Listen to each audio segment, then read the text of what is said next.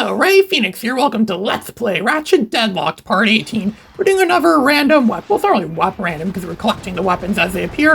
And those robots are rising from the dead yet again. And their mortal enemy is us because we're responsible for probably why they're dead. They're probably the living corpses of the enemies we've killed in previous games. And this whole whatever Seaman Vox used to bring them back from the dead, this could potentially become some sort of like, I don't know, some sort of like galaxy-wide epidemic. It's causing the dead all over the galaxy to rise from the grave and, you know, pretty much start a huge, large invasion. Sounds like some supervillains plot for an invasion of the Solana galaxy, maybe even spreads into the Bogon galaxy too. If they ever made another Ratchet and Clank movie, that'd make a perfect premise for the movie. Something that's never been done in any of the games, or at least not the games that I know of. And again, I haven't played all the Ratchet and Clank games, so I don't really know. This is the only Ratchet and Clank game I know of that has the living dead. Or there was a Star Wars book I read a long time ago that was about the living dead rising from the grave all over the Star Wars galaxy in the era of the Old Republic, in the days of the Jedi and the Sith. I never really read much of those Star Wars Old Republic novels. I never read one that I could think of. I never had a quest to read every Star Wars novel ever. I even made a scan of the map where it lists like a list of every single Star Wars novel ever and where they're set in the timeline. And I had a goal to read all of them. So far I've only read maybe about a quarter of them, or maybe not even that. But there's just so many, and they're hard to keep up with. Some of them are impossible to find or not, or very challenging or tricky to find. I've managed to read most of them thanks to archive.org. Where would I be without archive.org? I like to back up these videos to archive.org too, but that's very slow. Archive.org has been getting slow lately. I wonder if those cyber attacks they've suffered from in the last like year and a half or so have had anything to do with that. We're using this plasma mace, this plasma blackjack, like to think of it as, from Tomba against all these enemies in this pure survival challenge. Where it's pretty much like we're expected to kill. But we're really supposed to just survive, run around, and don't get killed yourself. 5 seconds remaining. Will I get killed in the next 5 seconds? I don't think yeah, yes, I didn't get killed. There you go, the challenge is complete, and I got 12,000 bolts. Not the biggest reward I ever got, but it's better than some of the other rewards I got for doing things that were far more challenging. Like grind rail challenges, which is what we're going to be pitted against in some of these other challenges that are all set in this one venue, the main home venue. We're pretty soon going to be doing stuff that's more reminiscent of like American Ninja Gladiator, whatever it's called, where it's like frickin' parkour, where you like jump on one thing and jump on another thing. Those are almost like Olympic sports. I wonder if this is what the Olympics are like in the Ratchet and Clank universe. There's tournaments where people get guns of all kinds and blast at things, or fight against each other, like a death battle kind of thing. I think there might be a death battle mode or something like that in the 2-player, but I never really had very many opportunities to play 2-player. I mean, I tried playing this game with a friend once in 2-player mode, but he didn't seem very interested in playing Ratchet Deadlocked, which is quite a shame, because Ratchet Deadlocked is one of the greatest games ever made. I feel bad for anyone that's never had the fortune to play the Ratchet Deadlocked. There we go, we killed that guy, and he just turned to frickin' ashes right there. He's blasting more of these scorpion things with this fusion rifle, which is probably the most powerful weapon I have right now due to it being fully upgraded, because it completely decimates those drop ships like they're nothing. Pretty much all those enemies, whole legions get killed in single blast. I think I need to use those robots to activate those EMPs, so it could activate all the target EMPs, which is somehow part of this challenge.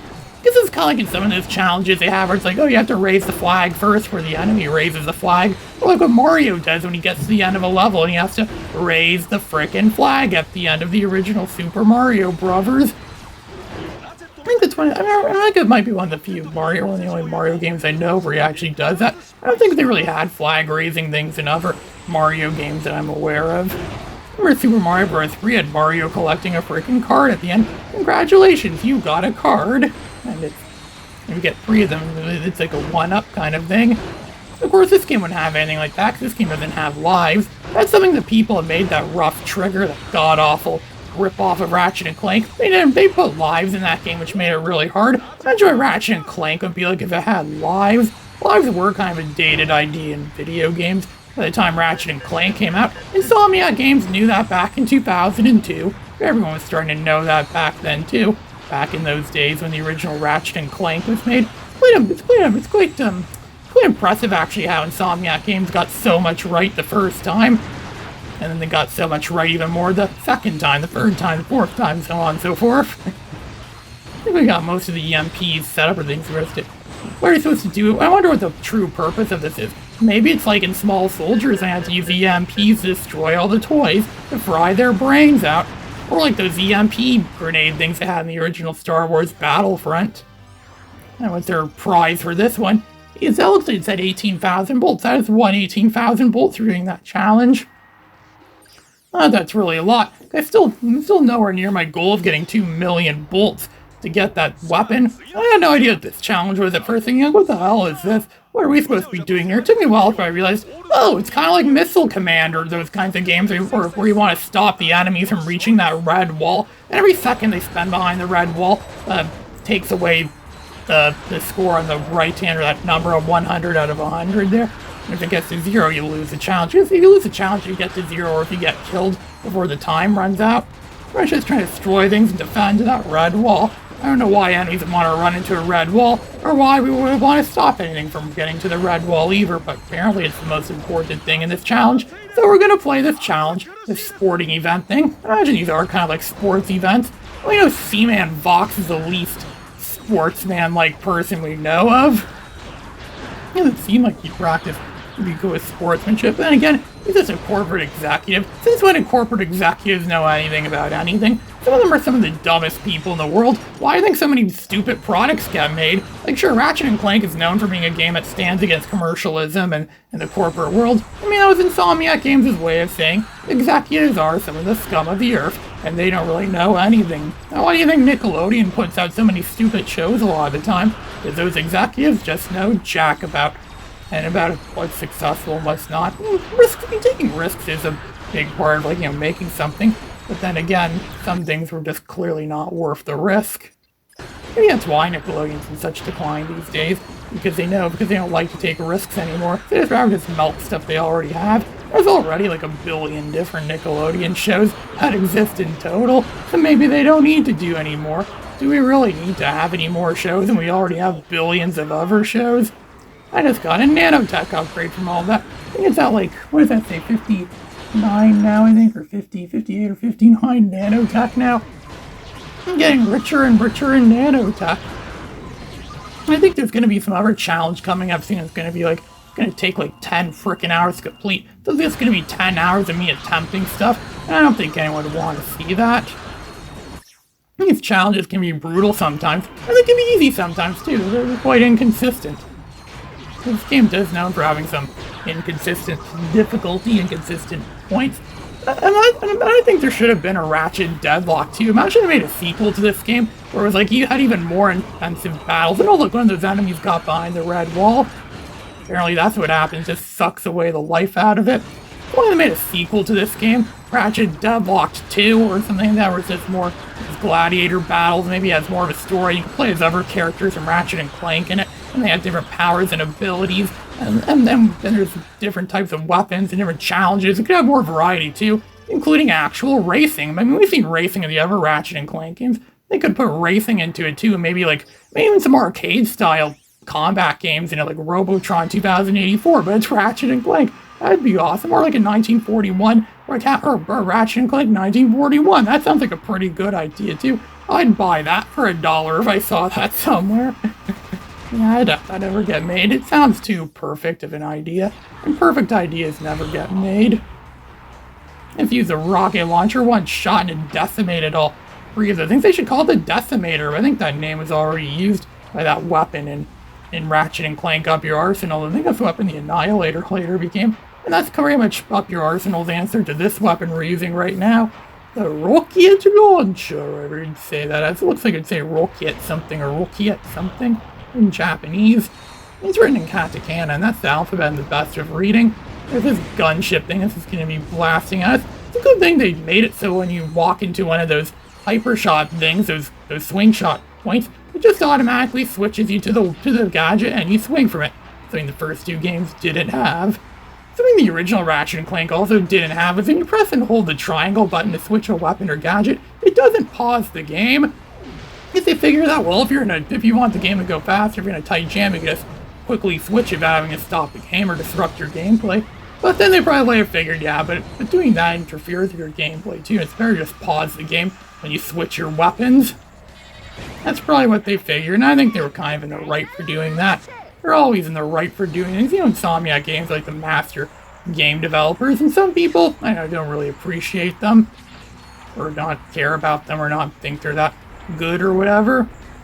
You know, I think they're really good. I mean, I think they're one of the greatest game developers ever. Then again, a lot of people say Earthbound is one of the greatest video games ever made, and I don't like Earthbound that much. I think Earthbound's a very sucky game. That's because it's an RPG. It belongs to a genre I don't really like. And then some other people think Jumping Flash sucks, and I think Jumping Flash is one of the greatest games ever. Like that former friend of mine that really thought Jumping Flash sucked. I recently made some fan art of it, where it's like the word Robert from Jumping Flash is blasting my former friend for thinking his game did this. Jumping Flash doesn't exist, or he thinks the game sucks, and also making fun of the fact too that he thinks North Korea is justified. That guy is quite a freak. In the last level of the original Jumping Flash, which is where the arc was set, it's set in a stadium battle, kind of like the stadium that we're in right now. And I doubt that's anything to do with each other. 20,000 bolts right there. I think I have unlocked a new venue, a new battleground. We're not going to go there just yet. There's still some more battles in this tournament. This what do you call it? This homeworld, I guess you could call it. More grind rail stuff, like in the Sonic Adventure games. They're doing the grind rails. They have to shoot the targets too. And somehow you have to shoot them in a specific order, I think. You have to shoot them randomly. You have to shoot them in a specific order.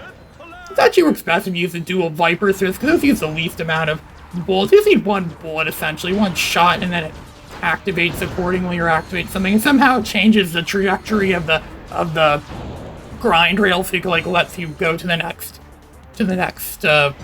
part of the level, or what do we call this part? Next part of this next segment. Just shoot the targets and ride the grind rail and jump when you're supposed to jump. Jump right there, land on this thing, shoot some stuff some more, and jump there too. I wonder if any swatting incidents ever happened because of this game too. I heard swatting's a big problem where people supposedly make prank hostage calls to the FBI or something like that, or make fake calls saying you killed the Pope or something like that, but really it's your rival at gaming, so you're going to get beaten to a pulp, or they're going to get beaten to a pulp. It's all because they humiliated someone in a video game. Yeah, saying they killed the Pope all sounds like the movie Mallrats when that main character got accused of trying to kill someone when really it was he was playing with a toy musket or something like that, trying to win his girlfriend back. You know, chicks love muskets. They love 1700s, 18th century weaponry. It's the best weaponry in the world because it doesn't always work. It breaks apart. It malfunctions, like Jack Black's shotgun in the movie Mars Attacks. It malfunctions sometimes, and maybe that was for the better. I don't know, was the 1700s really better than today? Something tells me some magical god's gonna suddenly send me back to that decade, and everything I know is gonna disappear, and I'm gonna be living in a world of hell. It really still seem that way because it's not what we're accustomed to. People in this generation in history are not accustomed to the 1700s, and we're not supposed to, because we're to be accustomed to that period in history. We were born when we were supposed to have been born, or so it may seem. I don't know, sometimes I think maybe I should have been born in the future. Imagine that, if I could have been born decades later. And then I wouldn't have to be a Flintstone then. Then I'd be a Jetson instead. I need to be more like the Jetsons and less like the Flintstones. Or it's the other way around. I need to be more like the Flintstones and less like the Jetsons. Being less futuristic and more, more primitive. I think that's what's so great about the Flintstones. These Flintstones was supposedly set in the future, where like some post-apocalyptic event happened, and now humans and dinosaurs lived together, like Jurassic Park succeeded or something like that, and the dinosaurs broke free and they caused havoc and chaos and mayhem, and now we turned into the Flintstones. That sounds about reasonable. I'm pretty sure the Flintstones writers never envisioned that, but that's pretty accurate, I think, or sounds likely to have been the case. No, it's not right to shoot those targets yet. This is also a bit like Spyro 2 and Dragon Shores. We had to go on that roller coaster ride, and you had to hit the certain targets and you get the best score possible. Just pretty much a sequel to an earlier level in that game where you had to use the trolley. Trouble with the trolley, eh? Yeah, you have to use the trolley to use a trolley to hit those targets, like pretty much a carnival game or something like that. Spyro 2 pretty much was a collection of Carnival games, and this game very much seems like more Carnival-related stuff. Imagine if Ratchet Deadlocked had said at a Carnival, hey man, it's another idea for that potential sequel that could have been made for this game. Maybe it's Carnival-themed rather than Gladiator-themed or something like that. That sounds like a bad idea. Maybe I should get a job working for Insomniac Games and I can make the next Ratchet and Clank game that very thing. But I doubt that. I actually did apply for a job at Insomniac Games once. Obviously didn't get the job, but it would have been cool if I could have got a job working for them. That'd be pretty awesome, actually. But of course, almost no one gets a job these days. I'm convinced becoming a brain surgeon is easier than getting a job in this day and age a lot of the time. Maybe I should become a brain surgeon then. I think I can make an awesome surgeon. Yeah, have Ray Phoenix be the guy that services your brain or your neurology or whatever it is. It would be being searched by Ray Phoenix, the great Ray Phoenix. No one is greater at surgery than, of course, Ray Phoenix. Since when was I ever an expert on surgery? Since when were any of our surgeons actually experts on surgery? A lot of them are not experts on surgery. Ever heard of Dr. Nick before? Doctors. He's actually a very realistic depiction of how a lot of doctors in real life are like, hi everybody, I'm Dr. Nick. And I think I'm about to get us all killed because of an accident, all because of my negligence, because I don't really know a lot of stuff. At the end of this challenge, I won 25,000 bolts. A pretty decent enough prize. Ray Phoenix, signing out.